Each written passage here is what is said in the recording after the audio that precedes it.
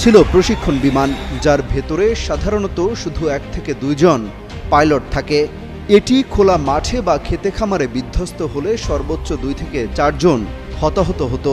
কিন্তু ঘটে গেছে লোমহর্ষক ঘটনা।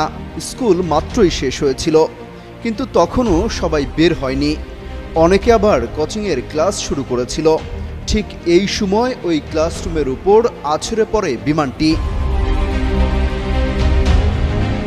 সোমবার দুপুর 1:30টার কিছু সময় পরই মাইলস্টোন স্কুল অ্যান্ড কলেজের একটি ভবনে বিধ্বস্ত হয় বিমানটি। এ বিষয়ে মাইলস্টোন কলেজের হিসাব বিজ্ঞান বিভাগের সহকারী অধ্যাপক সবুজ মিয়া বলেন, স্কুলের দোতলা ভবনের প্রবেশ মুখে বিমানটি বিধ্বস্ত হয়। তখন স্কুল ছুটি হয়ে গেছে, কিছু শিক্ষার্থী বের হয়ে গেছে, অনেকে ভেতরেই ছিল। বিমানটি বিধ্বস্ত হওয়ার পরপরই আগুন ধরে যায়। মুহূর্তেই ধোঁয়ার কুণ্ডলী বের হতে থাকে সেখান থেকে। আশপাশের এলাকা অন্ধকার হয়ে যায়। দুর্ঘটনাস্থলে থাকা লাকি আক্তার নামের একজন অভিভাবক জানান, তার 2 সন্তান এখানে পড়তেন। বড় সন্তানকে ঠিকই বের করতে পারলেও ছোট সন্তানের এখনো হদিস মিলছে না।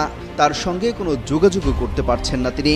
ফেরদৌসী বেগম নামের আরেক অভিভাবক জানান, তার মেয়ে ভেতরে আটকা পড়েছেন। তিনি তার মেয়ের সঙ্গে কোনো যোগাযোগ করতে পারছেন না। ঘটনাস্থল থেকে ফেসবুকে প্রত্যক্ষদর্শীদের পোস্ট করা ভিডিওতে দেখা যায়, ভবন থেকে পুরা শরীর নিয়ে দৌড়ে বের হচ্ছেন একের পর এক দগ্ধ শিক্ষার্থী। সেনাবাহিনীর গাড়িতে করে অনেককে উদ্ধার করে নিয়ে যেতে দেখা গেছে। ঘটনাস্থলে উদ্ধার তৎপরতা চালাচ্ছে সেনাবাহিনী, ফায়ার সার্ভিস ও বিমান বাহিনীর সদস্যরা। যোগ দিয়েছে বিজিবিও। ফায়ার সার্ভিসের 9টি ইউনিট সেখানে কাজ করছে। স্কুলের আশপাশে ভিড় করছেন স্কুল পড়ুয়া শিক্ষার্থীদের অভিভাবক, স্বজন ও উৎসুক জনতা। তাদের সবার চোখে মুখে উদ্বেগ আর উৎকণ্ঠা। অমিত হাসান রবিন, যুগান্তর নিউজ।